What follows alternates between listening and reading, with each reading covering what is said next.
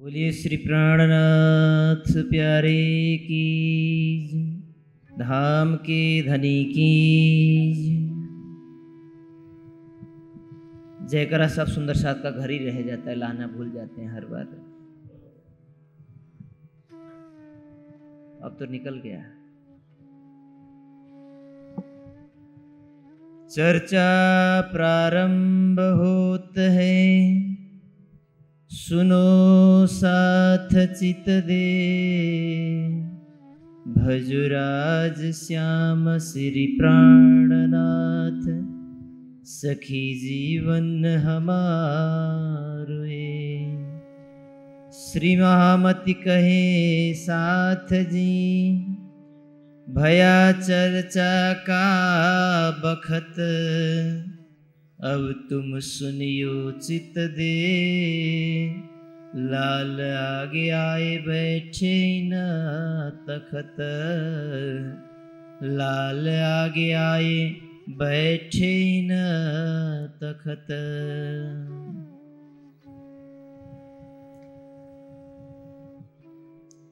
श्रीदेव चंद्र जी स्वरूप को हक्के दिया तारतम नूर।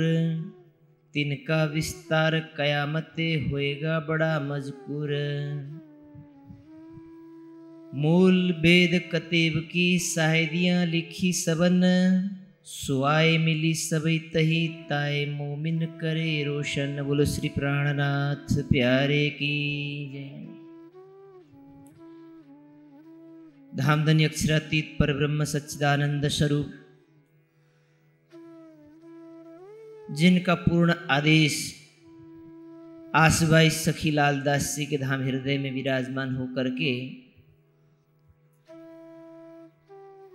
श्री श्यामा जी का खोज का प्रसंग का वर्णन करने के पश्चात, जब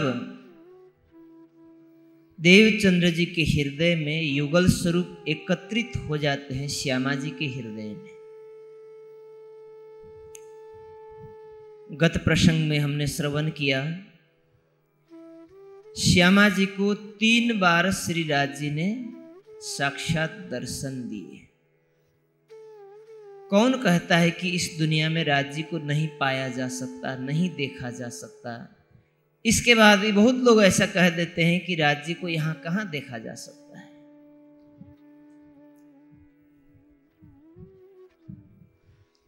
जिसने इन आंखों से राज जी को देखा है, उनकी आंखें सही सलामत बचती नहीं है, या वो इंसान सही सलामत बचता नहीं है।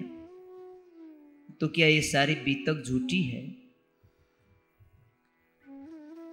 पिया की अति प्रसन्न, 3 बेर दिए दर्शन। ये प्रगट वाणी की चौपाई क्या मिथ्या है? यदि नहीं तो निश्चय ही भरोसा कर लीजिए, यदि आपने अध्यात्म के मार्ग पर पांव रखे हैं और चाहते हैं कि हम इस यात्रा को हम अंतिम पायदान तक सफलतापूर्वक यात्रा करें, तो उसकी सफलता यही कहती है कि कहीं न कहीं इस शरीर से प्राण के निकल जाने से पहले हमारी आत्मा को युगल स्वरूप और परमधाम का साक्षात्कार हो जाना चाहिए।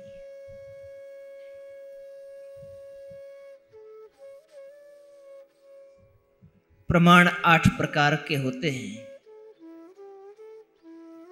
उसमें जो प्रत्यक्ष प्रमाण होता है, उसके सामने सभी प्रकार के प्रमाण निरस्त हो जाते हैं। बीतक के ये प्रसंग हमें उस प्रत्यक्ष प्रमाण का साक्षात्कार कराते हैं।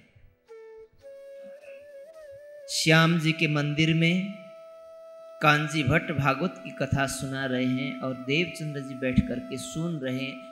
14 वर्ष तक निष्ठाबद्ध रूप से सुनने के पश्चात, जब उनके ऊपर एक माया ने एक और परीक्षा डाल दी और उसमें भी सफलतापूर्वक उत्तीर्ण हो जाने के बाद, अब धामधनी ने देखा कि श्यामा जी ने जिस कलेवर को धारण किया है, देवचंद्र जी रूपी शरीर को धारण किया है, और उनके अंदर देवापी का वो सत्य त्रेता द्वापर युग में हमेशा जो तप करता रहा वो जीव बैठा हुआ है, उसने जागने के ब्रह्मांड में भी अपने प्राणेश्वर प्रियतम को प्राप्त करने के लिए जी तोड़ के परिश्रम किया।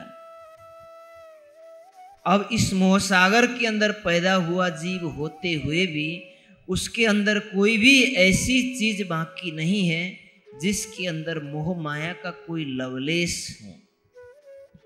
जब सारी उसकी हदें पार हो जाती है तो धामधनी ने उनके अंदर वो पात्रता देखा, उस पात्रता को तैयार किया। उसके बाद श्यामा जी की आत्मा को अब वहां साक्षात दर्शन दिए और कहते हैं तुम्हारे आकार के अंदर आए के बैठे हम। जब धामधनी हृदय पर आकर के विराजमान हो जाते हैं, अखंड ब्रज, अखंड रास, परमधाम के 25 पक्ष, उसके अतिरिक्त दुनिया के अंदर जो भी अध्यात्म का सर्वोच्च ज्ञान गुत्थियों के रूप में जिन ग्रंथों में निहित थे वो सब उनको प्रत्यक्ष रूप से दिखाई देने लगता है। उसके रहस्य खुलने लगते हैं, ब्रजरास दिखने लगते हैं, परमधाम दिखाई देने लगता है। गांगजी भाई को सारी बात अवगत कराते हैं। गांगजी भाई अपने घर ले गए और अपना घर का बहुत बड़ा हिस्सा सदगुरु देवचंद्र जी के लिए सेवा में सुपुर्द कर देते हैं। न कोई सेवा सुख इन सेवा समान,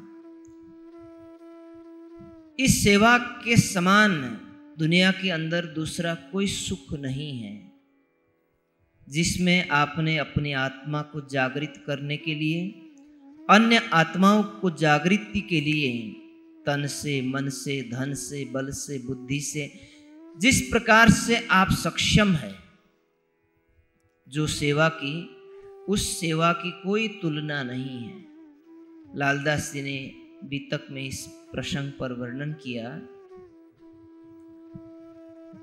सेवा वही कर सकता है जिसका हाथ धामधनी ने पकड़ लिया है, थाम लिया है, और धामधनी पर जिसकी अटूट निष्ठा है। ऐसे व्यक्ति किसी प्रकार के बंधनों से परे होकर के, उनके अंदर किसी प्रकार की कोई ख्वाहिश नहीं होती। न वो नाम के लिए करते हैं और न दिखावे के लिए करते हैं, वो अपने कर्तव्य पालन के लिए सेवा को करते हैं।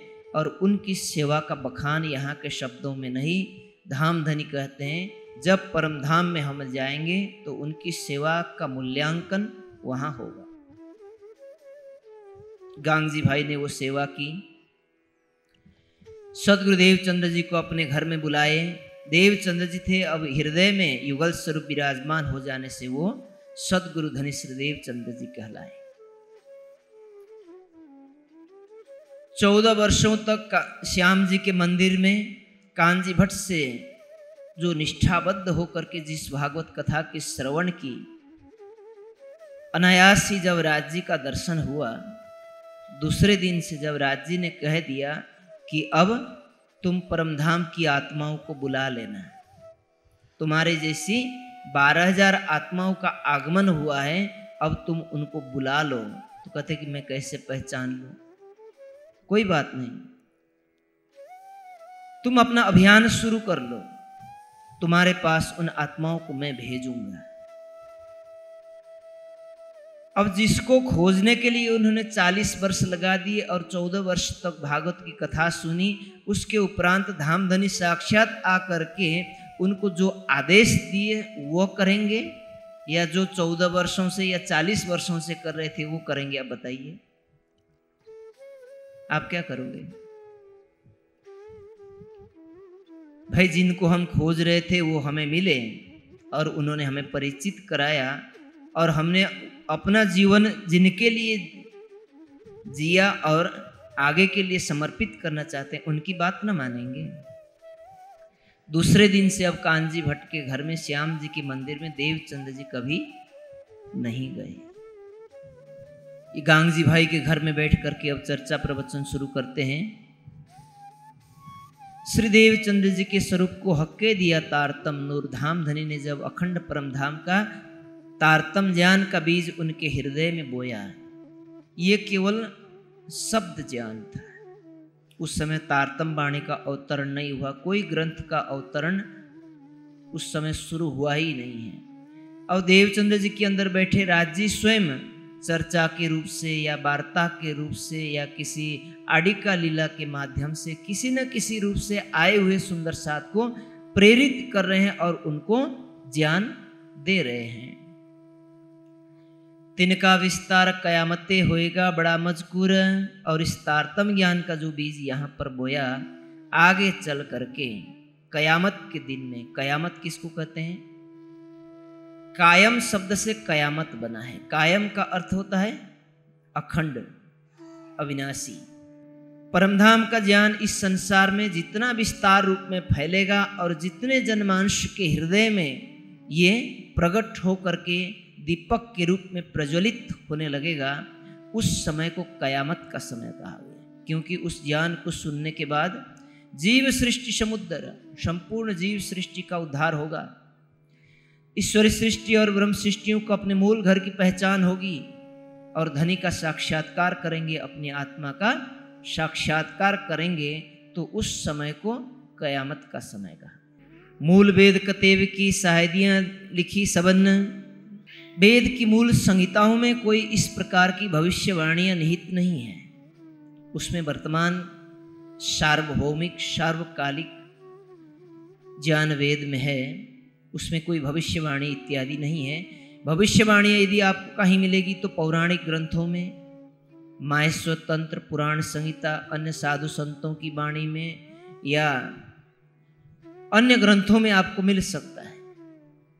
लेकिन यह वेद कहने का तात्पर्य यह है कि वेद पक्ष, जो वेद को अपना मूल आधार मानकर के अनेक मत पंथ समुदाय या संप्रदायों में बटे हुए हैं और उनके अंदर जो ज्ञान की एक परंपरा चल पड़ी है, उन ग्रंथों में बहुत सारी इस प्रकार की बातें लिखी गई हैं। सो आए मिली सभी तहीं, जो इस समय के लिए लिखा है, जो सदगुरु देवचंद्र जी प्रकट होंगे, हक की सूरत श्री प्राणनाथ जी प्रकट होंगे और अपनी जागनी लीला का कार्य करेंगे, वो सारी शर्तें अब यहाँ आकर के पूर्ण हो जाती हैं। भागवत, सुखदेव जी भागवत का ज्ञान लेकर के आए, उसमें कुछ बातें कही। इसका अर्थ ब्रह्म सृष्टि खोले जान अपनी, ब्रह्म सृष्टियां इसके सारे रहस्यों को अपना। कल के प्रसंग में आपने सुना, ये भागवत कागज तुम्हारा, आपका एक संदेश है। ब्रह्म सृष्टियां इन संदेश को एकत्रित करके अन्य आत्माओं तक पहुंचाएगी और इसके रहस्य को खोल करके अखंड का रस पान करेंगी। जन्म से ले आखिर लग, जो लो मोमिन पहुंचे धाम। आपने गत प्रसंग में श्रवण किया कि परमधाम की आत्माओं का जन्म नहीं हुआ करता। जन्म किसका होता है? जीव का होता है, और मरता भी जीव है। और अच्छी तरीके से समझना चाहो तो जीव मरता भी नहीं है। जीव ने जिस शरीर को धारण किया है, वो शरीर मृत्यु अवस्था को प्राप्त हो जाता है। उसके अंदर जो बैठी हुई चेतना उस शरीर को बदल देती है। और आत्मा जिस जीव के ऊपर बैठ करके खेल को देख रही है, जब जीव ने उस शरीर को छोड़ दिया, तो शरीर को छोड़ने से पहले आत्मा को अपना मुकाम यदि मिल गया तो उसका उद्धार हो गया, मोक्ष हो गया, वो अपने धाम पहुंच जाएगी, जागृति की अवस्था को प्राप्त होगी, धनी के चरणों को प्राप्त होंगी। यदि नहीं, फरामोशी उसके ऊपर बनी रही, धनी पर समर्पित होने का उनको अवसर नहीं मिला, तो फिर दूसरे तन को धारण करेंगी, जैसे आपने किया है। अब ये कह दूं तो सबको आपत्ति होगी, तो मैं कह दूं हमने भी किया है। क्योंकि आत्माओं का आगमन कब हुआ था? साल 990 मास 9। विक्रम संवत के हिसाब से देखो तो 1638 का समय था। तब श्यामा जी के साथ 12,000 ब्रह्मात्माओं का कालमाय के ब्रह्मांड में तीसरी बार जागनी के ब्रह्मांड में आगमन हुआ है कि नहीं। तो उसके बाद फिर प्रतिदिन आना तो हो नहीं रहा परमधाम की आत्माओं का। तो तब की आई हुई आत्माएं अब तक है, तो इसका मतलब शरीर बदल रही कि नहीं बदल रही है। कोई 1638 का पैदा हुआ व्यक्ति आज तक जीवित तो है नहीं है। तो जो आत्माएं जागृत नहीं हुई वो पुनः दूसरे शरीर को प्राप्त हो जाती हैं, दूसरे जीव को प्राप्त हो जाती हैं। ये जरूरी नहीं कि इस जीव में आपकी आत्मा बैठी हुई है, मृत्यु के पश्चात दूसरे जन्म में भी उसी जीव का पीछा करें, ये इस बंधन में नहीं बंधी है।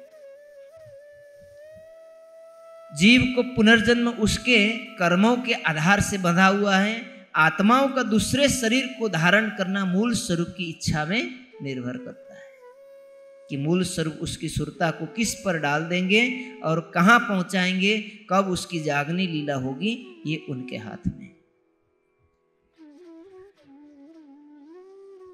जन्म से लेकर का तात्पर्य है जब से हम कालमाय के ब्रह्मांड में आए।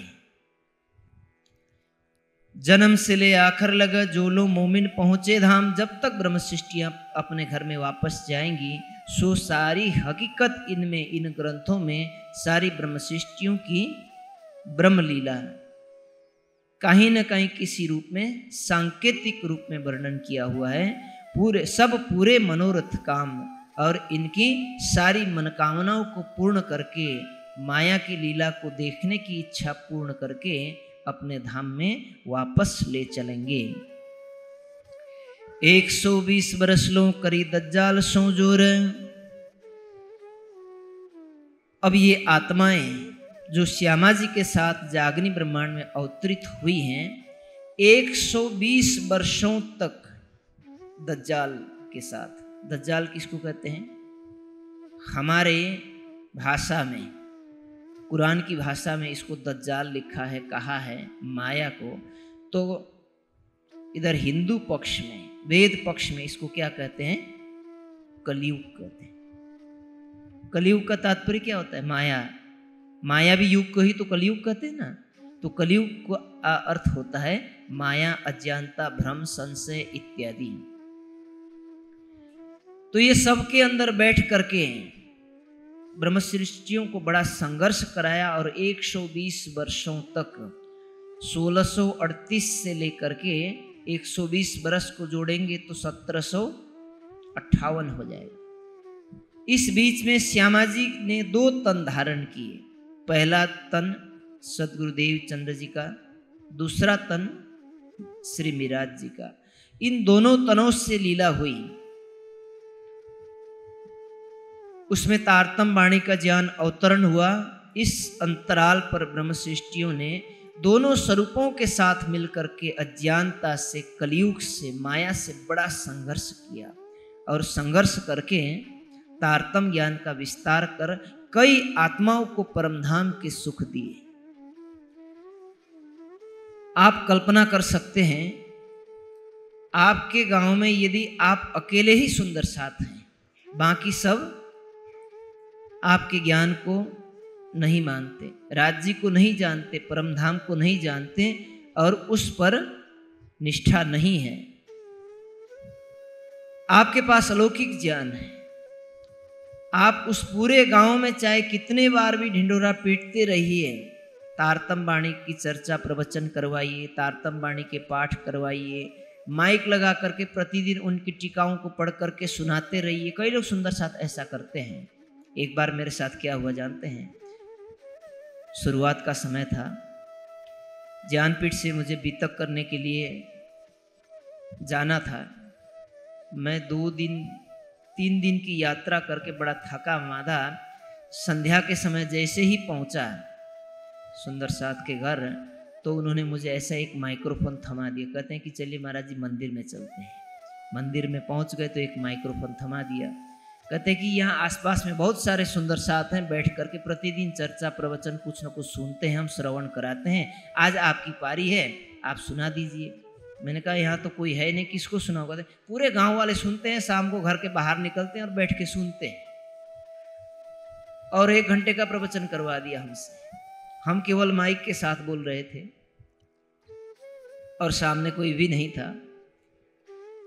फिर भी आज तक उस गांव में आसपास में कोई सुंदर साथ बना हुआ जाकर के हमें कोई दिखाई नहीं देता, वही घर मिलता है। पूज्यपाद सरकार श्री ने गुजरात में बड़ौदा नगर के आसपास लगातार 5 शिविरें लगाई। और उन दिनों में जो शिविर लगते थे, ऐसा नहीं होता था कि 3 दिन का कर लिया, 5 दिन का कर लिया, शिविर हो गया। उनके समय जो शिविर लगते थे 15-15 दिन, 22 दिन, 35 दिन, 40 दिन। रतनपुरी आश्रम में एक बार शिविर लगा था 6 महीनों का। और उस 6 महीनों में पूरे तारतम वाणी की पहली चौपाई से लेकर के अंतिम चौपाई तक चर्चा हुई थी। तो ऐसे ही कई कई दिनों की लगातार 5 शिविरें लगाई। उसके बाद 5 शिविर लगने के बाद उस गांव से एक सुंदर साथ की जागनी हुई। और वो सुंदर साथ ने उस गांव को ही छोड़ दिया, बड़ौदा आश्रम में आकर के रहने लगे।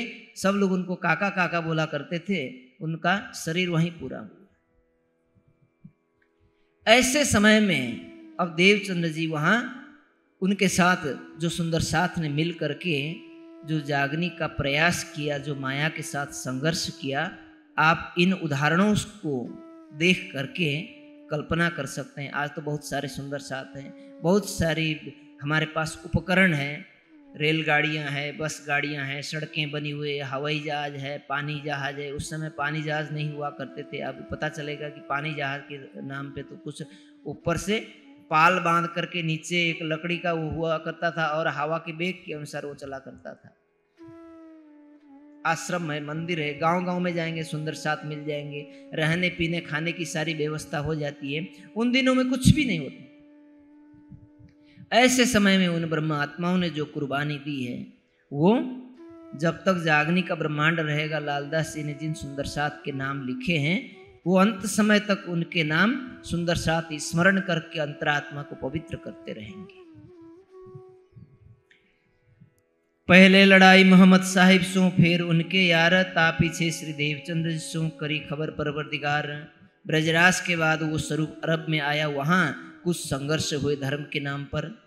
उसके बाद सदगुरुदेव चंद्र जी के साथ हुआ, श्री जी साहिब जी और गिरोसों लड़ा। इन दरमियान अब श्री जी की जागनी लीला शुरू हो जाएगी और पन्ना जी पहुँचते तक जो कुछ हुआ आप ये 1 महीने की बीतक में आप श्रवण करेंगे। बीच बिहारी जी के बैठ के तहाँ किया बड़ा कुफरान। अब जो एक कहा जाता है ना, दुश्मनी तो चलेगी पर गद्दारी नहीं चलेगी। यदि कोई सामने से दुश्मन बन करके आ जाता है तो उससे लड़ने के लिए, उससे निपटने के लिए कोई व्यवस्था की जाती है। लेकिन जो अपना बन करके आए और अपनों पर वार करता है तो ये बर्दाश्त करने वाली बात नहीं होती। बिहारी जी गुरुपुत्र के साथ साथ पिताश्री के बाद उन्होंने गद्दी पर अपना आधिपत्य जमा लिया। उसके बाद सुंदर साथ और श्री जी के ऊपर जो उन्होंने अन्याय और अत्याचार किया, तो यहाँ वर्णन कर रहे हैं कि बिहारी जी के अंदर इस माया ने बैठ करके बड़ा कुफर किया। विरोध सारी विश्व का भागत इन बीतक, सबको पहचान हो वही पहुंचे कदमों हक।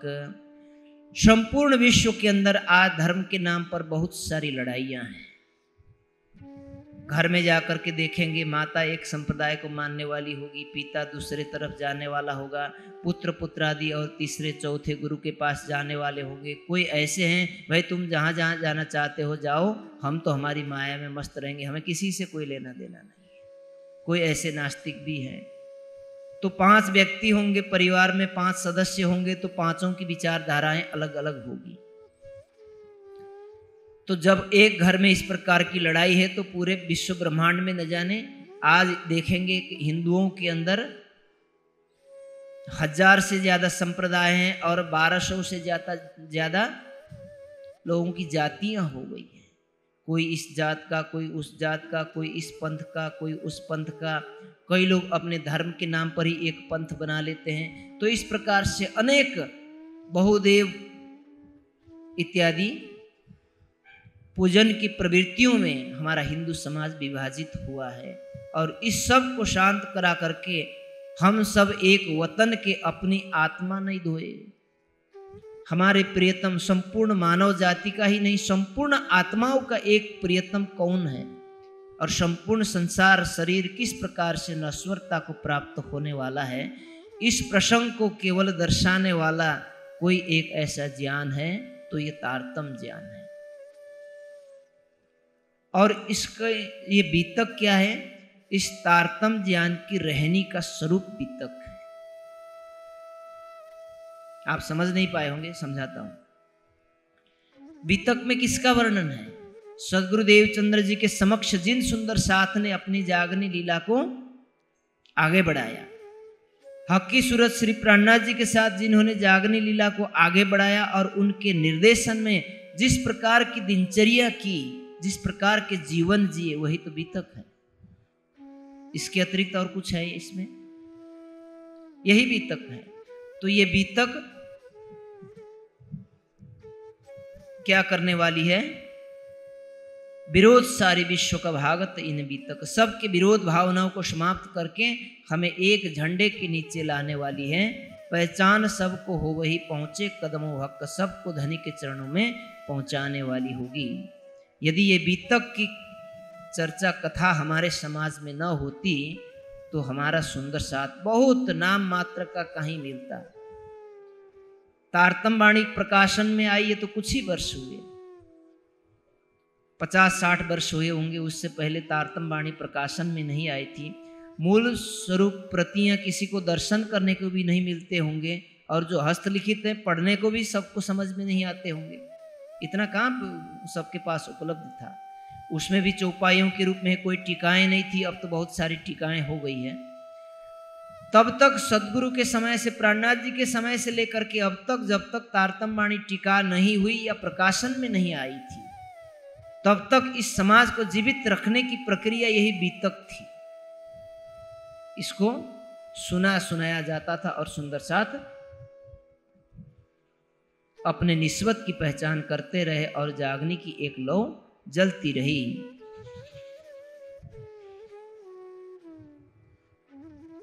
सिताबी चारों खुट में पसर गई पहचान, तब सब कोई दौड़िया ले लेके ईमान। जब इस प्रकार का ज्ञान का एक प्रकाश सबको मिला, सब अपने हृदय में गया धनी के प्रति अटूट निष्ठा लेकर के धनी के चरणों में पहुंचे रहे।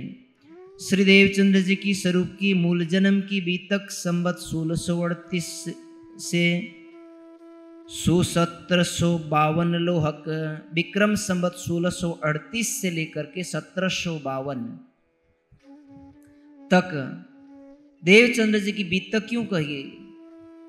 देवचंद्र जी का जन्म हुआ 1638 में, 1712 में उनका धाम गमन हो जाता है। लेकिन यह 1752 तक कहने का तात्पर्य ये है, रू अल्लाह दो जामा पहरसी, 2 तन धारण करेंगी, दूसरे ऊपर मुद्दार। जागने का सारा उत्तरदायित्व तो दूसरे तन से होगा जो महामती जी के रूप में करेंगे। तो वो उनकी लीला 1751-52 तक रही। इसीलिए यहाँ देवचंद्र जी की दोनों लीला को देवचंद्र जी की लीला में श्यामा जी की लीला के रूप में लिया गया है।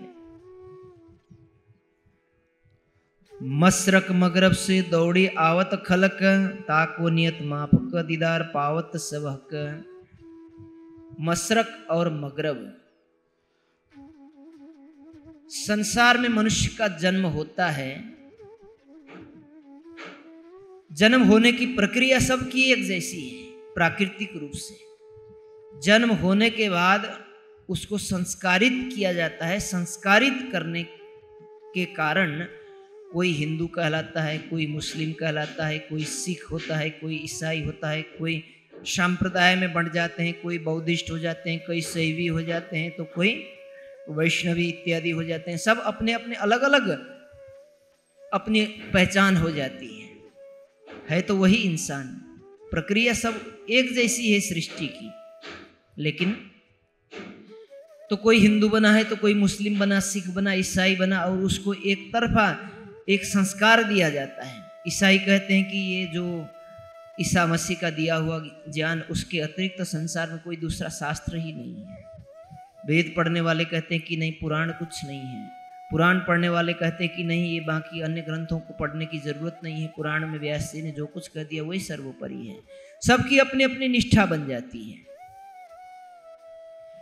तो जब इस प्रकार से सबकी निष्ठा अलग अलग स्थिर हो जाती है, तो ऐसी अवस्था में सबकी निष्ठा को फिर एक सत्य के छत्र छांव में कैसे लाया जाए, उसके लिए अखंड का ज्ञान और आत्म तत्व का बोध कराना अनिवार्य है।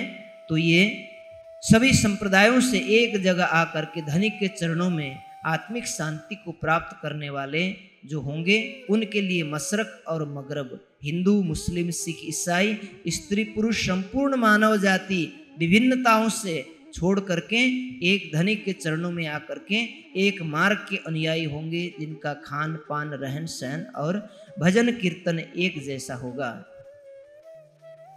अजबाई भतीजी मेघबाई की रहे गांगजी भाई के घर में। अब यहाँ से एक प्रसंग की एक कड़ी और जुड़ जाती है। गांगजी भाई के घर में चर्चा प्रसंग चल रहा है अजबाई भतीजी मेघबाई की। मेघबाई हरवंश ठाकुर जो मिराज ठाकुर के परिवार में जो उनके 5 भाई हैं, उनके सबसे बड़े भाई हैं हरवंश ठाकुर। उनकी धर्मपत्नी है, उनकी भतीजी अजबाई है। वो गांगजी भाई के घर में ब्याही है। गांगजी भाई के बहू, उसके बेटे के बहू बन करके उनके घर में रहती है। और वो अपने घर में, गांगजी भाई के घर में जो कुछ भी चर्चाएं होती है, जाकर के अपने बुआ के घर जाकर के सुनाती है कि हमारे घर में सदगुरु देवचंद्र जी बैठ करके चर्चा प्रवचन कर रहे हैं। तो कुछ इस प्रकार की यहाँ आड़िका लीलाएं होती है। कभी साक्षात प्रकट हो जाते हैं, प्रकट होकर के कभी तो कुछ लेकर के आते हैं, कभी पान का बीड़ा लाते हैं, कभी मिठाइयाँ इत्यादि ले आते हैं। कभी कहते हैं कि भोजन में आज नमक ज़्यादा है, कभी कहते हैं कि आज क्यों फीका बना है। कुछ इस प्रकार की बातें बड़ी मीठी मीठी हंसी ठठोली इत्यादि करके सबको आनंदित करते हैं। तो ये बात सुन करके वो अपने देवर से कहती है, गोवर्धन जी से, गोवर्धन जरा जाओ, तुम जा करके पता करके आओ कि ये जो मेरी भतीजी जो कुछ कह रही है ये सही है या नहीं है। इतने में गोवर्धन जी की जो पत्नी थी वो तैयार हो जाती हैं कि पहले मैं जाती हूँ, पता करके आती हूँ। स्वभाव से वो थोड़ी चंचल होने के कारण वो पहले ही भागी भागी चली जाती है। वहाँ जा कर के देखती हैं, सदगुरु देवचंद्र जी का दर्शन करती हैं। और वहाँ जो भी आड़िका लीलाएं होती है, देवचंद्र जी बैठ कर के चर्चा करते हैं। तो कभी साक्षात राज जी के रूप में दिखाई देते हैं, कभी श्यामा जी के रूप में दिखाई देते हैं, क्योंकि अंदर हृदय में बैठे हुए स्वरूप सुंदर साथ को सामने बैठने वालों को अनुभूति देते हैं। कभी कुछ आड़िका लीला के रूप में, कभी भोजन कर रहे होते हैं तो कभी ब्रज लीला का दर्शन कराते हैं, श्री कृष्ण जी के रूप में दिखाई देते हैं, बाल मुकुंद के रूप में दिखाई देते हैं, तो कभी बांके बिहारी जी के रूप में दिखाई देते हैं। इस प्रकार की अनेक आड़िका लीलाएं होती है। इस आड़िका लीला को देख करके आती हैं और गोवर्धन से कहती हैं कि हाँ बात सही है, गांगजी भाई के घर में सदगुरु इस प्रकार की आड़िका लीला करते हैं। तो गोवर्धन दास जी अब यहाँ से जो उनके बड़े भाई हैं, सबसे बड़े भाई हैं वो हरवंश ठाकुर, दूसरे नंबर के हैं सांवलिया ठाकुर, तीसरे नंबर के हैं गोवर्धन ठाकुर, चौथे नंबर के मिराज ठाकुर स्वयं है, और 5वें नंबर के उनके छोटे भाई उद्धव ठाकुर। तो ये 5 भाई हैं। तो 5 भाइयों में से गोवर्धन जी सबसे पहले पहुंचते हैं और वहां जाकर के देखते हैं। तम बोल दे आरगुते और मिठाई कई भांत, जमुना जल अलाखल चल दिखावे एकांत। बोलिए श्री प्राणनाथ प्यारे की। वो सुंदर साथ कितने सौभाग्यशाली रहे होंगे। अब यहाँ भी कुछ चमत्कार करने लग जाए ना तो कल सरसावा में जिनको नहीं भी बुलाया वो भी आ जाएंगे, पूरे यह सभा हल छोटा पड़ जाएगा और पूरे मीडिया वाले आ जाएंगे पहली बात तो। और मीडिया वाले जैसे ही आ गए उसके बाद में ज्ञानपीठ में कहीं पांव धरने की जगह नहीं मिलेगी। आप यूट्यूब में देखेंगे कामली वाले बाबा की जो लीला चलती है तो बड़ा भीड़ भड़ाका चलता है।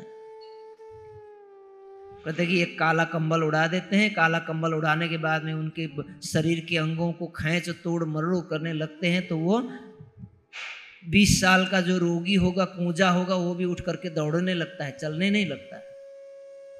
तो इस प्रकार की आड़ी का लीलाएं होती है। तो बहुत सारा लोग भागे भागे वहां बिना बुलाए, तब तो नहीं कहते कि हमें नहीं बुलाए, बाकी समय में अगर पूछा जाए तो मैंने कहा अरे हमें तो पता ही नहीं चला, हमें कहाँ बुलाया, हमें तो निमंत्रण ही नहीं था। तो ये बहुत सारी इस प्रकार की बातें हुई। तो वहां आड़ी का लीला इस प्रकार को होती है। ऐसे में संयन को कंचन की एक दिन कसेड़ी दई। अब सदगुरुदेव चंद्र जी चर्चा कर रहे होते हैं, उनके हृदय से धामधनी स्वयं प्रकट हो जाते हैं और आड़ी का लीला के तौर पर किसी अन्य रूप में दिखाई पड़ते हैं। तो मैंने बताया कई सारे रूप में दिखाई पड़ते हैं। एक दिन सोने की कसेड़ी, कसेड़ी जानती है ना माताएं जब भोजन बनाती है, पहले पहले दाल इत्यादि बनाती हैं, चावल बनाते हैं, जिसको गला करके पकाना होता है। कसेड़ी वो ऐसा एक गोल बर्तन होता है। इस प्रकार की सोने की कसेड़ी दिया, किसी को सोने की चमची दे दिया। तो कई लोगों को लगने लगा कि हम भी चले जाएं, कहीं हमें भी एक चम्मच ही मिल जाए।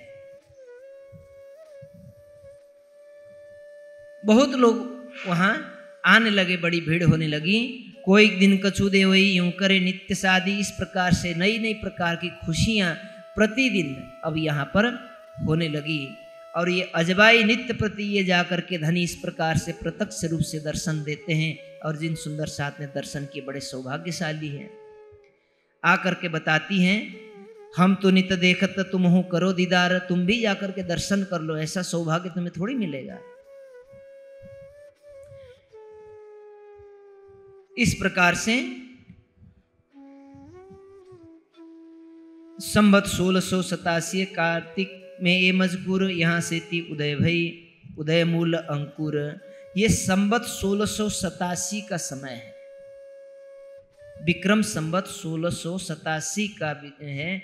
कार्तिक महीना, कार्तिक महीना मतलब जानते हैं सभी लोग, भादों के बाद में अश्विन का महीना आता है। अश्विन के बाद जो महीना आता है, जो त्योहार का बड़ी दिवाली होती है, वो कार्तिक में होती है।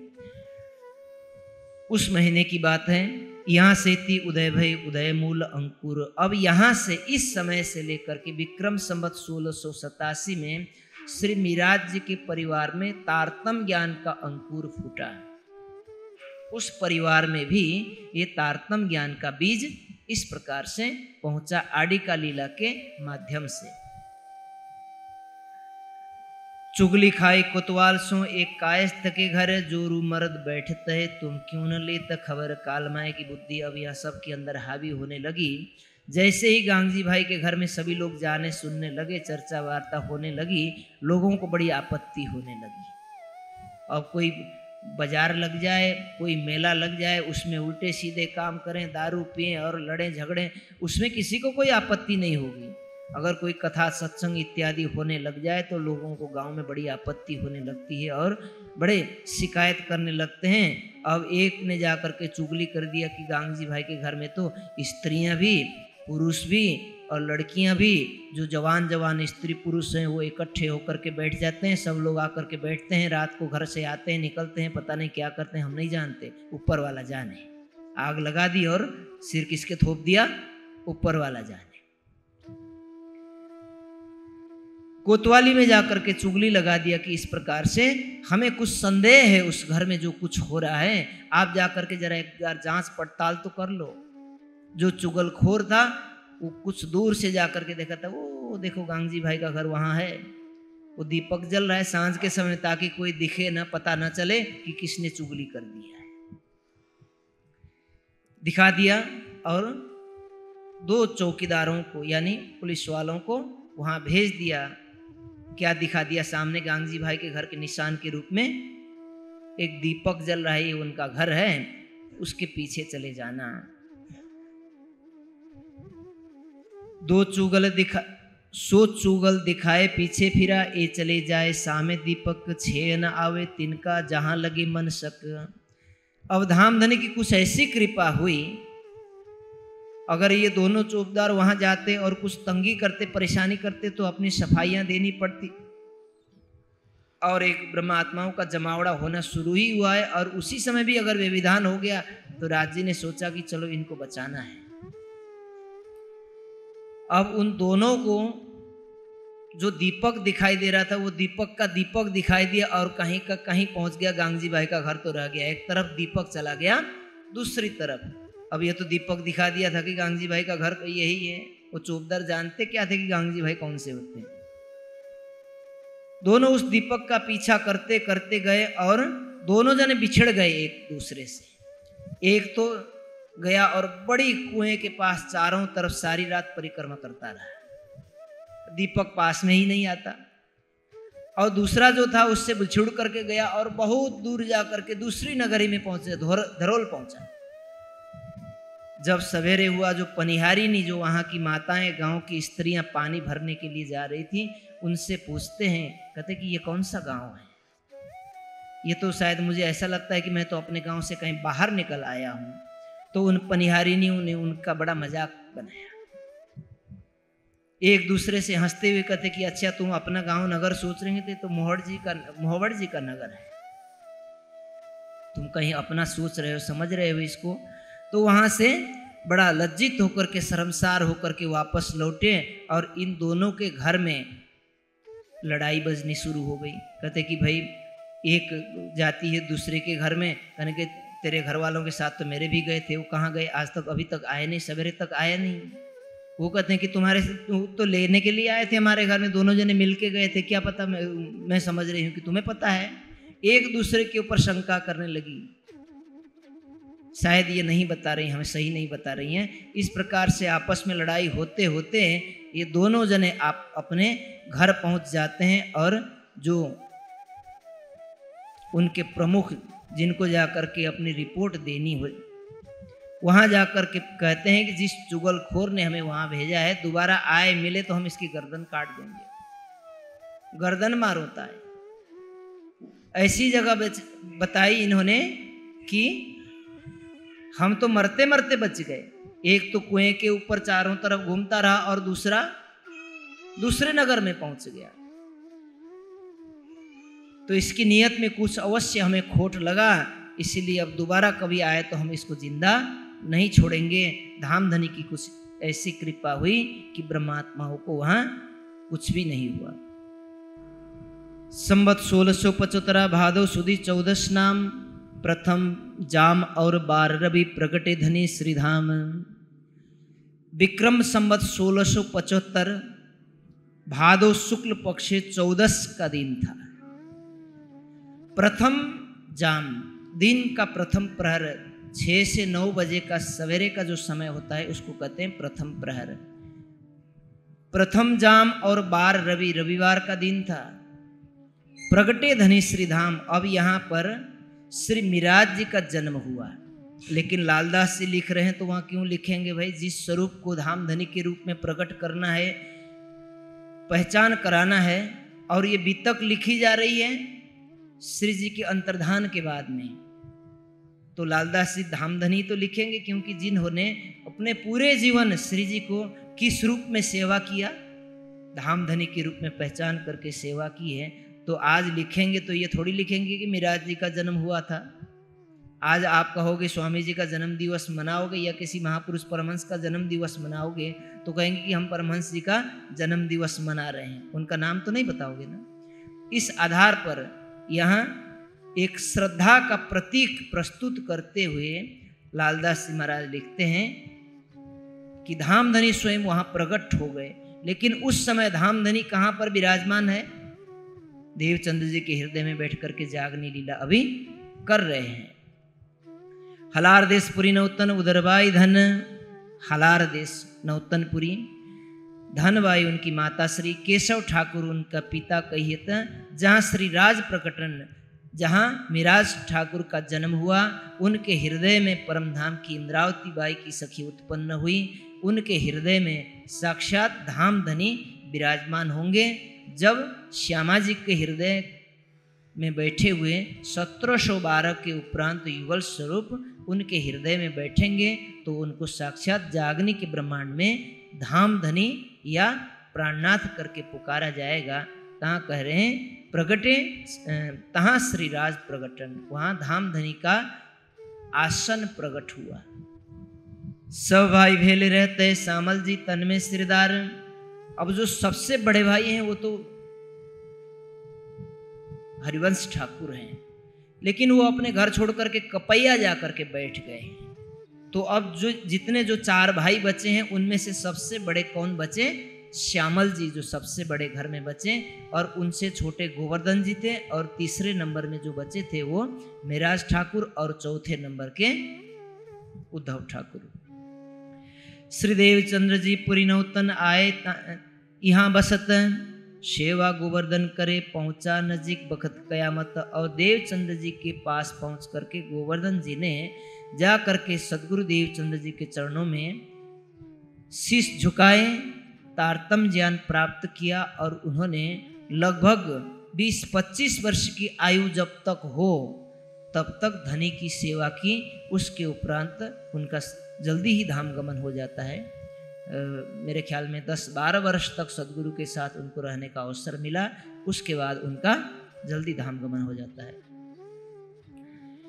पहले मिलाप गोवर्धन का श्रीदेव चंद्र जी से, सर्वप्रथम गोवर्धन ठाकुर श्रीदेव चंद्र जी से मिलते हैं, वहाँ श्री राज जी के स्वरूप का दर्शन करते हैं, और उसकी बातें जब घर में जा करके करते हैं तो इस प्रकार से उनके घर में तारतम ज्ञान का प्रकटन हुआ। तो जैसे ही गोवर्धन जी जाने लगते हैं, प्रतिदिन अब तारतम लिया, प्रतिदिन जाकर के सदगुरु के चरणों में चर्चा सुनते हैं, आकर के घर में सारी वृत्तांत सुनाते हैं।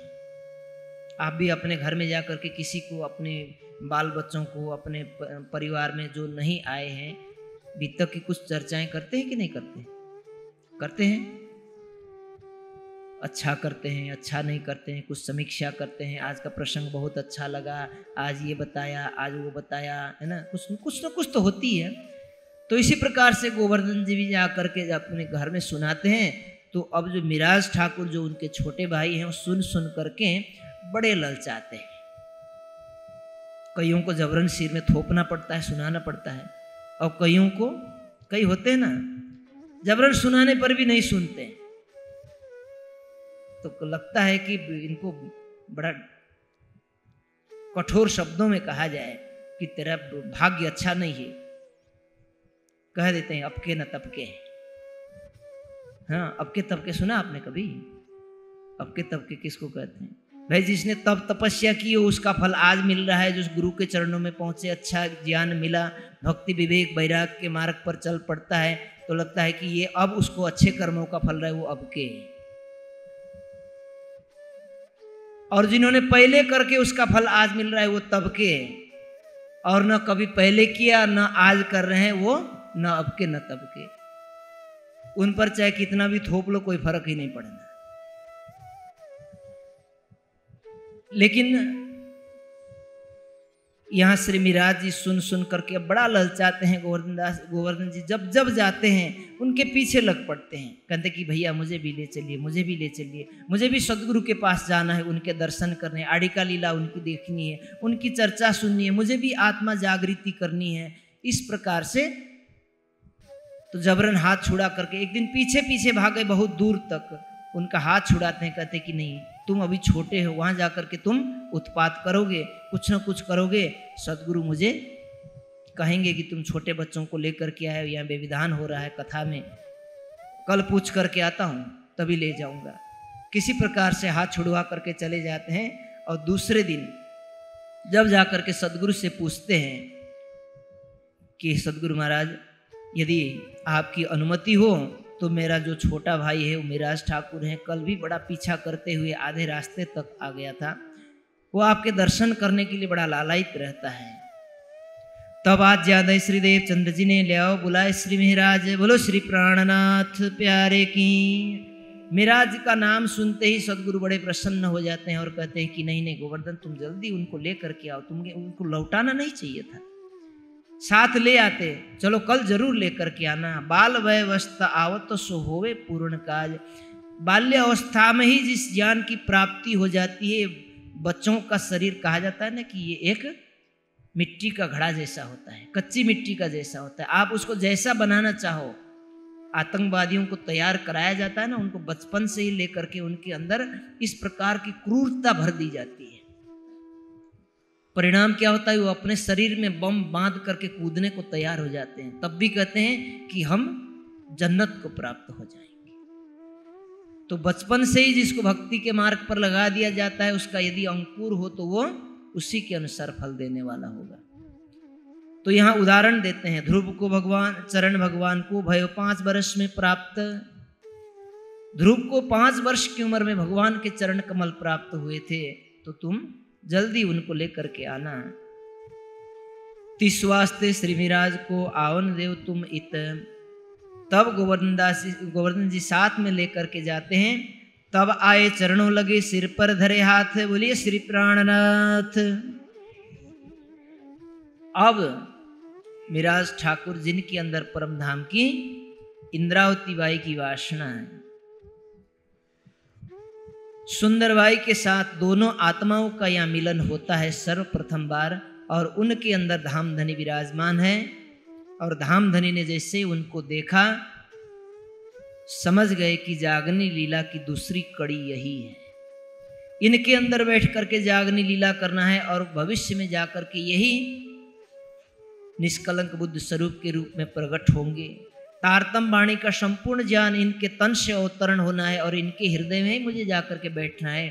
धामधनी ने उनको देखते ही पहचान लिया। ये दोनों स्वरूपों को ये शोभा प्राप्त थी। सदगुरु धनिश्रदेव चंद्र जी और महामती जी के हृदय में बैठे युगल स्वरूप, उनकी आवाज सुन करके ही, उनके बाह्य स्वरूप को देख करके ये पहचान जाते थे कि इसके अंदर कहाँ का कौन सा अंकुर है। अभी गांगजी भाई के घर में ही चर्चा हो रही होती है। वहां एक कोई लेडीज होती है, वो बाहर कुछ सब्जी, आलू, प्याज इत्यादि बेचने के लिए आती है। बाहर से ही आवाज लगाती, सब्जी ले लो, आलू ले लो, टमाटर ले लो, ये ले लो, वो ले लो। आवाज सुनते ही उन्होंने देखा ये तो रईबाई की वासना की आवाज लग रही है। सदगुरु ने अंदर से कह दिया, गांगजी भाई जाओ देखो, ये जो बाहर टमाटर बेच रही है, इनको बुला के लाना जरा। उनको बुला करके ले आते हैं, तो पता चला कि वो विधवा हो चुकी थी, कुछ सब्जियां बेच करके गुजारा कर रही थी, और मुस्लिम घरानों से थी। अब परमधाम की आत्माओं ने, पता नहीं राज जी ने किस किस को कहाँ बैठा दिया और कैसे खेल दिखाने हैं, अंदर बुला लेते हैं। और धामधनी कहते हैं कि देखो, तुम्हें परमधाम का तारतम ज्ञान यहाँ बैठ कर ग्रहण कर लो, और ये सब कुछ तुम्हें करने की जरूरत नहीं है। तुम यहाँ रह करके इन सुंदर साथ की सेवा करो, भोजन बना करके खिलाओ, और यहीं बैठ के तुम्हें परमधाम का ज्ञान मिल जाएगा, आत्मा का खुराक मिल जाएगा। मंजूर है? प्रसन्न हो जाती हैं कि सदगुरु महाराज हमें आपकी सेवा का नसीब हो जाए, तो इससे बढ़कर के मेरे लिए खुशी की कोई बात नहीं है। दूसरे दिन से उनको गांगजी भाई के घर में बैठ कर के सुंदर साथ के भोजन बनाने की सेवा दे दी, और उनको रईबाई की वासना जान करके तारतम प्रदान किया था। तो इन दोनों स्वरूपों को ये शोभा प्राप्त है। बाकी आप ये नहीं कह सकते कि तुम परमधाम के हो, स्वर्ग के हो, वैकुंठ के हो, चाहे कहीं के हो। यदि राज्य के ऊपर अटूट निष्ठा रखता है तो वो हमारे लिए सुंदर साथ है। 12 वर्ष महीना 2 ता ऊपर भय 10 दिन।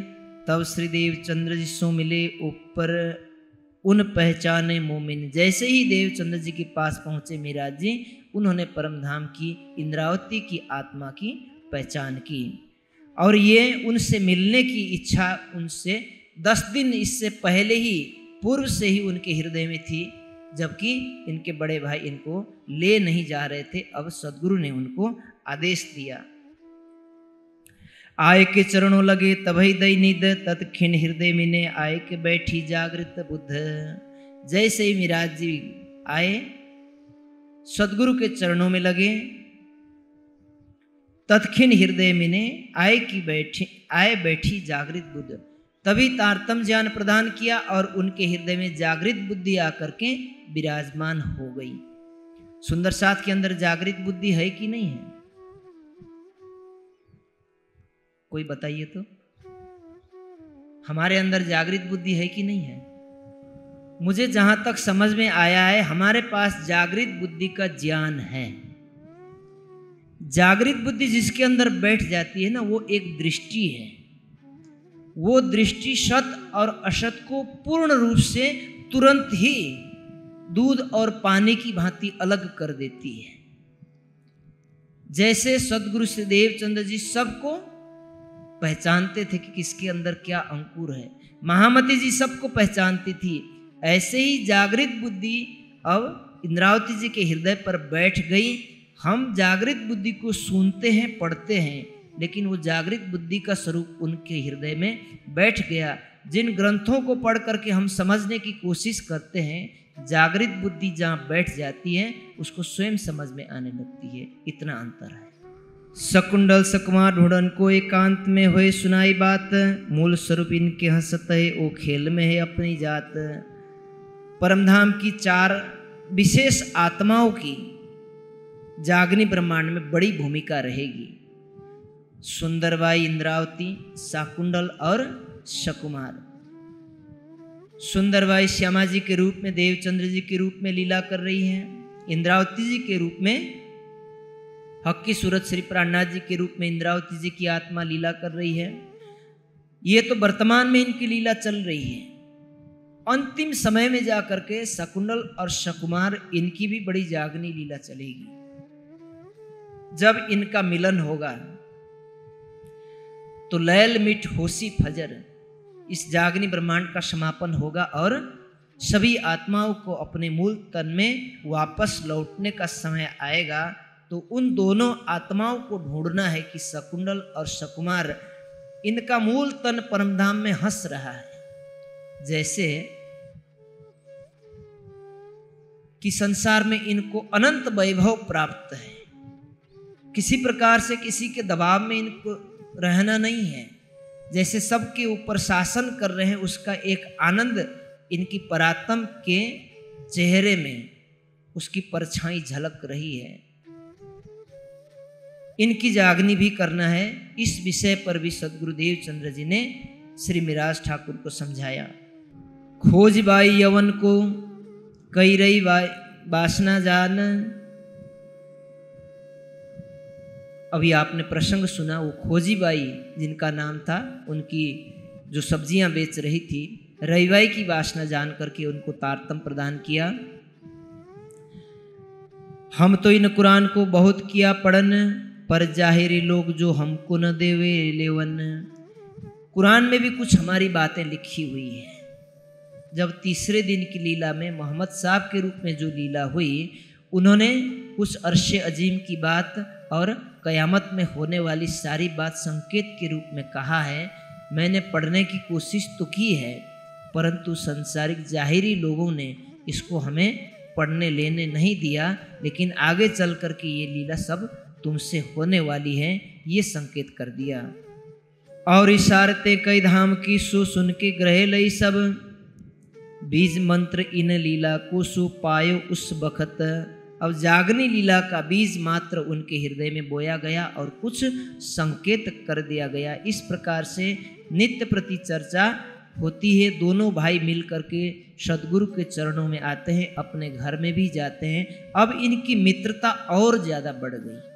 एक तो संसारिक नाते से भाई भाई, और ऊपर से जब परमधाम का एक अलौकिक नाता जुड़ गया तो 2 नाते की बात हो गई। इनके अंदर और ज़्यादा आत्मीयता बढ़ जाती है दोनों भाइयों के अंदर। घर से चले 2 मिलके आवे मिलकर साथ, बांध्यो चित्त अति हेत सो। 2 नाते की बात।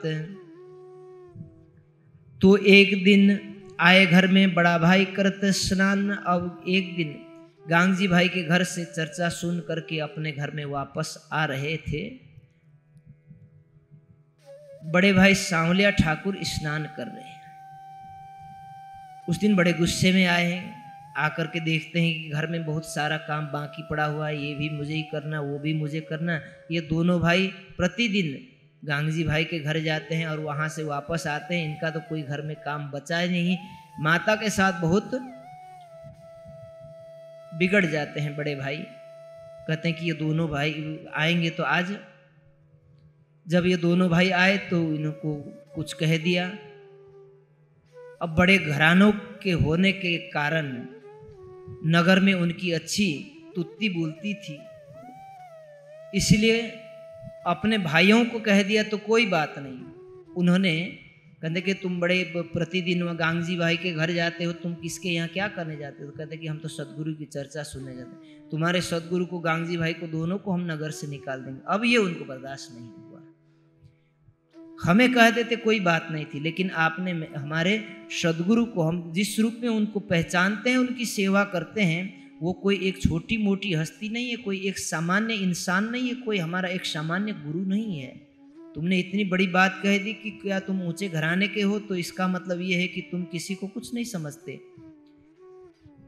अब इन दोनों भाई को गुस्सा चढ़ा और हाथ में कुछ ऐसे औजार लेकर के उनके पीछे पड़े और सांवलिया ठाकुर भाग पड़े और जा करके माता के पीछे गए, छुप गए। माता ने उनको बचा ली। शाम को पिताश्री आए, केशव ठाकुर। माताश्री कहते हैं कि आप तो दुनिया के मुद्दे मामलों को वहां जा करके सब का समाधान करते हो, आज अपने घर में ही महाभारत हुआ, जरा इसका भी समाधान कर लीजिए। पूछते हैं कि बात क्या है? कि ये दोनों भाई आपके पुत्र, आप जानते हैं कि ये बड़े भगत हैं, गांगजी भाई के घर जाते हैं, वहाँ सदगुरु की चर्चा सुनने के लिए बैठते हैं, और जो बड़े भाई हैं ये अकेले पड़ जाते हैं यहाँ। छोटा सबसे छोटा है तो सारे काम इनको करने पड़ते हैं। ये बौखला गए, उन पर टूट पड़े और उनके गुरु का नाम लेकर के कुछ कह दिया, उनको बर्दाश्त नहीं हुआ तो इनको मारने के लिए दौड़े। तो जैसे तैसे मैं आज थी पास में, मैंने बचा लिया, लेकिन इनके मुद्दों को आप पहले सुलझा दीजिए। दोनों भाइयों से पूछते हैं कि ऐसा तुमने क्यों किया? कहते हैं कि पिताश्री कोई काम बताते हम कर लेते, हम कोई गलत काम के लिए तो नहीं जा रहे हैं, सदगुरु के चरणों में ही न जा रहे हैं। कोई बात होती हम सहयोग कर ही देते, लेकिन उन्होंने कुछ ज़्यादा ही कह दिया बड़े होने के नाते कि तुम्हारे गुरु को हम नगर से निकाल देंगे, तुम्हारे गांगजी भाई को हम नगर से निकाल देंगे। तो ये चीज़ हमें बर्दाश्त नहीं हुई। तो अब क्या करें? पिताश्री कहते हैं कि कोई बात नहीं, तुम्हारे बड़े भाई की भी बात रह जाएगी और तुम्हारी भी बात बन जाएगी। तुम अच्छे काम के लिए जा रहे हो ना, तो कोई बात नहीं। जो तुम्हारे गुरुजी हैं देवचंद्र जी, वो 14 वर्षों तक भट्ट जी के यहाँ कथा सुनने जाते थे, मैं जानता हूं। तो भट्ट जी उनके भी गुरु हैं, बात सही है। भट्ट जी उनके भी गुरु हैं, तो तुम भट्ट जी के पास चलो, मैं तुम्हें वहां लेकर के चलता हूं। अब केशव ठाकुर क्या जाने कि भट्ट जी गुरु हैं या ये भट्ट जी के भी गुरु हैं, लेकिन पिता की बात माननी थी। पिता से एक शर्त रखी, पिताश्री आपकी बात हम मान लेंगे, लेकिन कुछ हमारे आध्यात्मिक सवाल हैं। यदि हमारे सवालों का जवाब भट्ट जी दे देंगे तो कोई बात नहीं, हम भट्ट जी के ही यहाँ जाकर के कथा श्रवण करेंगे। यदि नहीं देंगे तो हमारा जहाँ मन करेगा हम वहीं जाएंगे। तो पिताश्री कहते हैं कि कोई बात नहीं। सबसे पहले भट्ट जी के यहाँ लेके जाते हैं। तब पिता ले चले तिन पे, वे बैठे जाए के ताई, कही भट्ट जी लड़के कछु पूछत, दियो जवाब चित्त दे आही। कहते हैं कि भट्ट जी, केशव ठाकुर जी कहते हैं कि भट्ट जी, ये मेरे 2 पुत्र आए हैं आपके यहाँ, इनके कुछ आध्यात्मिक सवाल हैं, इन सवालों का जवाब दे करके इनको तृप्त करने का कष्ट करें। तब पूछी 2 भाई ने, भट्ट कितने गुण के लोग। अब ध्यान दीजिएगा, भट्ट जी जो न जाने कितने वर्षों से भागवत की कथा निरंतर करते हैं, मानो कि एक तरह से सबको तालीम देते हैं, कथा श्रवण कराने के रूप में सबको भागवत की शिक्षा दे रहे हैं। कभी समाप्त नहीं होती, समाप्त हो गई फिर ही शुरू हो जाएगी। कोई ऐसा बड़ा यज्ञ है जैसा ये अनवरत रूप से चलता हो। 14 वर्षों तो देवचंद्र जी ने सुना, उससे पहले भी चल रही थी और अभी भी चल रही है। दोनों भाइयों के प्रश्न जो भी हैं आप सामने रख सकते हैं। तो दोनों भाई सामने आते हैं और भट्ट जी से पूछते हैं। तब पूछी दो भाई ने, भट्ट कितने गुण के लोग? कहते हैं कि भट्ट जी कृपा करके बताइए कि इस लोक में, ये ब्रह्मांड में कितने लोक हैं और इन लोकों में कितने गुण हैं। कल पूछूंगा सब लोगों से सवाल क्या है और जवाब क्या है, ध्यान दीजिए। कितने लोक और कितने गुण हैं। तत्व कहो कितने सही, कितने प्रलय अलोक। कितने तत्व हैं और यहाँ लोक लोकांतर कितने हैं और इन लोक लोकांतरों में कितने प्रलय हैं और कब कब होते हैं। भट्ट जी जवाब देते हैं, सुनिए। 3 गुण थे, चौथो गुण नहीं, पांचों थे, छठो न तत्व। 3 गुण है, सतोगुण, रजोगुण और तमोगुण, और 5 तत्व हैं, पृथ्वी, अग्नि, जल, वायु और आकाश। 3 गुण और 5 तत्व हैं। 14 लोक थे नहीं, 15 और प्रलय 4 है 17, और 14 लोक हैं। नीचे के 7 लोक, ऊपर के 7 लोक। इससे 15वां लोक नहीं है। 3 से चौथा गुण नहीं, 5 से छठा तत्व नहीं, 14 से 15वां लोक नहीं, और इसमें 4 प्रकार के प्रलय होते हैं, नित्य, नैमित्तिक, प्राकृतिक और महाप्रलय। नित्य प्रलय प्रतिदिन प्राणियों का जन्मना और जन्मे हुए प्राणियों का मृत्यु को प्राप्त हो जाना, यानी बनना और मिटना प्रतिदिन जो चलता है, इसको कहते हैं नित्य प्रलय। अभी किसी ने सवाल किया था ना कि प्रलय कब होगा। भाई जिस दिन मौत आ जाएगी समझ लीजिए दुनिया से हमारी छुट्टी हो गई, प्रलय हो गया। ये नित्य प्रलय है। एक नैमित्तिक प्रलय, इसमें नीचे के 7 लोग और ऊपर के 3 लोग करके 10 लोग के भागवत की कथन है, पुराणों के कथन है। प्रकृति प्रलय में 7 शून्य तक समाप्त हो जाएगा। 14 लोग, अष्टावरण और ऊपर जाकर के जो 7 शून्य है यहाँ तक। और महाप्रलय में, इसको आत्यंतिक महाप्रलय कहते हैं, महाशून्य निराकार मंडल तक सारा लय को प्राप्त होगा। मोह तत्व उपजो ही सोई, जो उपजो सो तो रयो नहीं कोई। तो इस 4 प्रकार के प्रलय मध्य महाप्रलय में 5 तत्व, 3 गुण और 14 लोक संपूर्ण मोह सागर सहित समाप्त हो जाएगा। ये भट्ट जी का उत्तर है। तो कहो पर ब्रह्म रूप जो सो रहत कौन ठौर, बोलो श्री प्राणनाथ। अब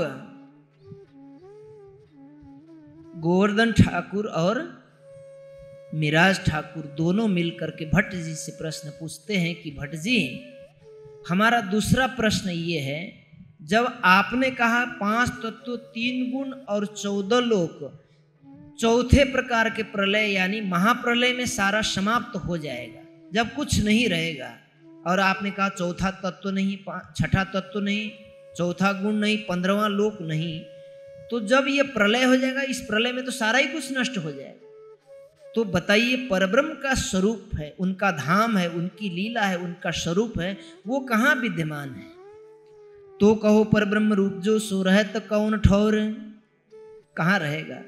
बहुत सोचनीय विषय है। आप 5 तत्व, 14 लोक और त्रिगुण से बने हुए सृष्टि के अंदर रहते हैं और ये सब कुछ लय हो जाएगा, तो बचेगा क्या। तो इसके अंदर परमात्मा होगा, तो भाई जहां परमात्मा होगा तो अखंड अविनाशी होना चाहिए। परमात्मा का धाम तो बचना चाहिए, परमात्मा तो बचना चाहिए। जब इसके अंदर है ही नहीं, ये जहां तक इसकी पहुंच है सब कुछ लय को प्राप्त होगा, तो परब्रह्म का स्वरूप कहाँ है, वो कैसे मिलेंगे, उनका अखंड धाम कहाँ है, हमें ये बता दीजिए। कहीं क्षीर समुद्र अक्षय बट पर रहे अंगुष्ठा मात्र न और।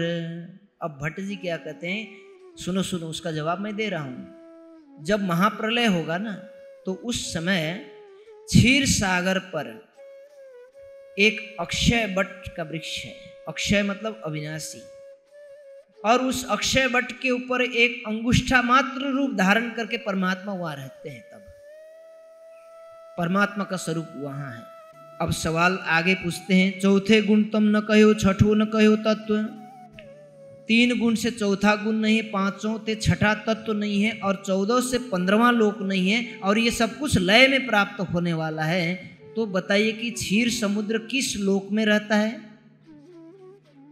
किन गुणों से बना हुआ है, और वो किस तत्व का है। वो छठा तत्व कौन सा है जिसमें अक्षय वट है, और इस अक्षय वट के ऊपर रहने वाला ब्रह्म तत्व है, वो किस तत्व का बना हुआ है। तब भट्ट की सुध बुध गई, कही ये जवाब ब्रह्म से न होए। बोलो श्री प्राणनाथ प्यारे की। अब भट्ट जी की सुध बुध गई, उनको ये सवाल जैसे ही सिर पर आया, सोचते हैं कि बात सही है। जब चौथा कोई तत्व, छठा तत्व नहीं है, चौथा गुण नहीं है, और 15वां लोक नहीं है, तो कौन से तत्व का बना हुआ है, किस गुण से वो भरा हुआ है, और ये कहां पर स्थित है। सोचते हैं कि अब जवाब दें तो क्या दें, तो कहते हैं कि ये जवाब ब्रह्मा जी से न होए। इसका जवाब ब्रह्मा जी भी नहीं दे पाएंगे, क्योंकि इस सृष्टि में ब्रह्मा जी की बुद्धि सर्वोपरि है, और ब्रह्मा जी ने जो बुद्धि दी है उसके अनुसार शास्त्रों की रचना हुई है, और जितने महापुरुषों ने ज्ञान इस संसार में दिए हैं, ये अंतिम निर्णय यहीं तक है, इससे परे कुछ नहीं है। यूं या भांत नौतनपुरी में भाई 2 भाई से चर्चा कई ठौर, और भी अब यहाँ उनको जवाब उचित नहीं मिला, तो उनके पिताश्री और भी बहुत जगह पर बहुत गुरुजनों के पास ले जा करके उनके सवालों का जवाब तलाश किया, लेकिन किसी शास्त्र में, किसी ग्रंथ में इसका जवाब होता तो उनको जवाब मिलता। तो कहते हैं कि पिताजी, यदि आप हमारे जो सदगुरु के पास गांगजी भाई के घर में बैठ करके जो कथा सुना रहे हैं ना, चर्चा सुना रहे हैं, उनके पास जा करके पूछिए, ये जो सवाल है ना, ये प्राइमरी का सवाल है उनके लिए। बहुत सरलता के साथ इसके जवाब देंगे, और वो तो क्या देंगे, इनका सवाल प्रश्न का जवाब पूछो तो हम ही इनके सवाल का जवाब देंगे, क्योंकि उन्होंने हमें वो ज्ञान दिया हुआ है, वो अखंड का ज्ञान देंगे। इसीलिए हमें अन्य जगह कहीं जा करके हमारी आत्मा को तृप्त नहीं मिलती। कृपा कीजिए कि हम उनके ही पास चले जाएंगे, क्योंकि इस सवाल का जवाब किसी के पास नहीं है। बहुत लोगों से सवाल जवाब हुआ, कोई जवाब नहीं दे पाए। संवत 1712 भादो मास उजाला पख चतुर्दशी बुधवार को हुए दृष्टि अलख। इस प्रकार से सदगुरुदेव चंद्र जी 1638 में उनका जन्म हुआ। 78 में उनको श्री राज जी से तीसरी बार साक्षात्कार हुआ, तारतम्य ज्ञान प्राप्त हुआ, जागनी लीला शुरू हुई, और तब से लेकर के 1712 तक आत्माओं की जागृति करते रहे। 313 आत्माओं की उन्होंने जागनी की, और 1712 में जाकर के उन्होंने नश्वर तन का परित्याग किया। आगे इंद्रावती जी के तन के द्वारा ये जागनी लीला संपादन होती है। रहे लौकिक काम में थे वज्र के कामदार, लौकिक में से जुदे हुए रहे तरफ परवरदिगार। इस समय तक देवचंद्र जी मिराज जी अपने घर में रहते हुए गांगजी भाई के घर में जा करके चर्चा वाणी सुन रहे हैं। कुछ संसारिक कार्य का बोझ भी उनके ऊपर था, इसलिए कहते हैं कि लौकिक कार्यों में अभी कोई जिम्मेदारी उनके सिर पर रही थी। अब यहाँ से अलग होकर के एक तरफा सदगुरु की सेवा करने की इच्छा करके आगे की लीला में वो सदगुरु के पास ही रह करके ज़्यादा से ज़्यादा समय तक जागनी लीला में अपना योगदान पहुंचाने की सोच में रहेंगे। श्री महामती के कहे ए मोमिनो, जिन पर हुआ मेराज, सूखा सलखा सुमत है तन मार डारत हक काज। जिन पर धाम धनी की असीम अनुकंपा हुई है, जिनको अवसर मिला है अपने अवसर पर ऐसे समय में अपना सब कुछ मिटा करके धनी की सेवा करने का अवसर मिला, उनके लिए सो खासल खास उम्मत हैं। वो परमधाम की खासल खास ब्रह्म सृष्टियाँ हैं, जिन्होंने अपने शरीर का परवाह न करते हुए सब कुछ अपनी इच्छाओं को समाप्त करके संसार के सभी प्रकार के दुख सुखों का सहन करते हुए धाम धनी को रिझाया और अपने आत्मा को धनी के चरणों में पहुंचाई। आगे का प्रसंग हम कल शुरू करेंगे, आगे बढ़ाएंगे। आज का प्रसंग हम यहीं पर समापन करते हैं। यहाँ से लेकर के अब आगे की जो चर्चा होगी कि सद्गुरु धनी देवचंद्र जी किस प्रकार से गांगजी भाई के घर में आए हुए सुंदर साथ को किस भाव से सेवा करते हैं, सुंदर साथ के प्रति हमारी किस प्रकार की भावना होनी चाहिए, वो सद्गुरु देवचंद्र जी ने यहाँ दर्शाया। अगले प्रसंग में ये हम कल श्रवण करेंगे। सभी सुंदर साथ समय पर उपस्थित होंगे। आज हम यहीं पर विश्राम करते हैं। चौपाई दोहराइए। बोलिए श्री प्राणनाथ। श्री महामति कहे मोमिनो, जिन पर हुआ मेराज, सो खासल खास उम्मत हैं। तन मार डारत हक काज, तन मार डारत हक काज। बोलिए श्री प्राणनाथ प्यारे की प्रणाम। अधिक जानकारी हेतु हमारी वेबसाइट www.spjin.org पर आएं और हमारे YouTube चैनल को सब्सक्राइब करें। धन्यवाद।